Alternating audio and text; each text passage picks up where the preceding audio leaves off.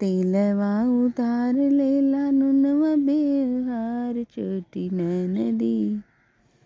तेलवा उतार लेला नुनवा बेहार छोटी नदी। पातर पियवा ना दे उधार छोटी नदी। पातर पियवा ना दे उधार छोटी नदी। मंगनी में जइहे दुबराय छोटी नदी।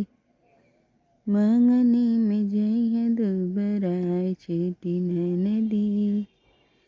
तेलवा उतार लेला नुनवा बेहार छोटी नदी। तेलवा उतार लेला नुनवा बेहार छोटी नदी। पातर पियवा ना दे उधार छोटी नदी।